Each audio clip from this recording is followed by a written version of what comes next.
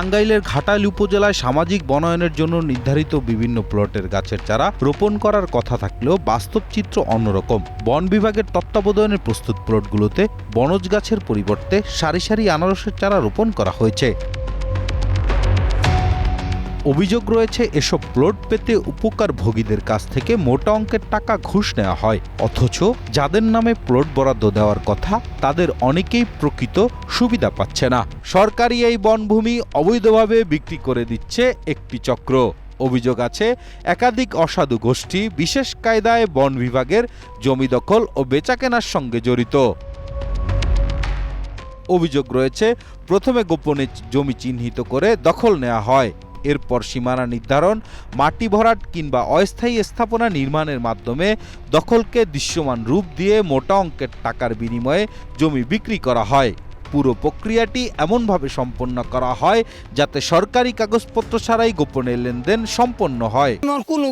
আমরা বেশি একজন কিনে এটাই আমি কইতে পারবো। বেচ চালাইছে, মনে করুন যে হ্যাঁ আবার বেচছে, আবার মনে করুন হ্যাঁ চিকিৎসার বিষয় হলো এই বলি।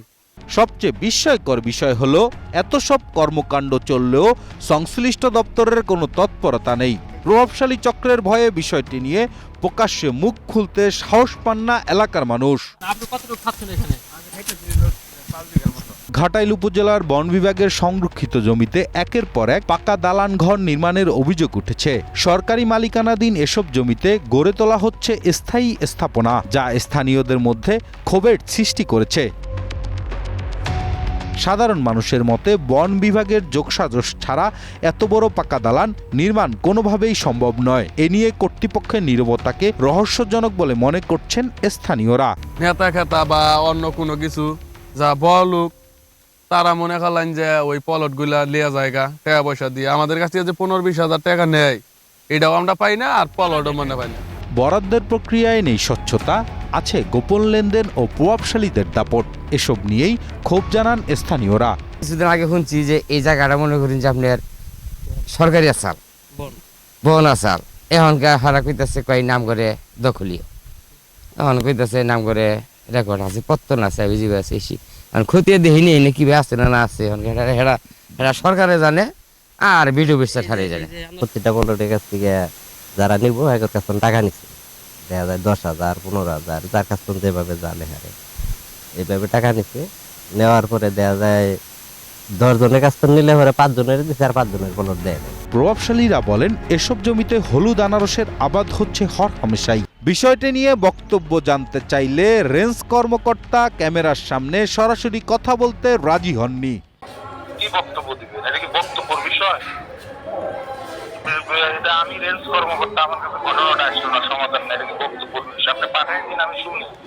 করেন ভাই, আপনাকে যতটুকু বলছি যে আমি এই বিষয়ে অবগত না। এ ব্যাপারে মতামত জানতে বারবার মুঠোফোনে যোগাযোগ করলেও সাড়া দেননি টাঙ্গাইল বিভাগীয় বন কর্মকর্তা ডক্টর আবু নাসের মহসিন হোসেন।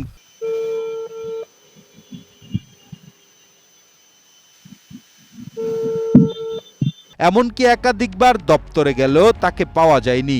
অফিসে কর্মচারীরা জানান বেশ কয়েকদিন ধরে অফিসে আসছেন না ডক্টর আবু নাসের মহসিন হোসেন। আমি 2 দিন তো আসলাম, 2 দিনে একজনও পাইলাম না ভাই। ফোন দিলে মাছ মেরে সেদিন সেদিন কি আসলো? সেদিন মনে আসছিল পরে কটায় স্যার কখন আসে কখন মানে ঠিক ঠিকানা নেই স্যার। টাঙ্গাইলের সরকারি বনভূমি রক্ষায় ঊর্ধ্বতন কর্তৃপক্ষের হস্তক্ষেপ চেয়েছেন এলাকাবাসী। খান শান্ত, গ্রিন নিউজ ডেস্ক।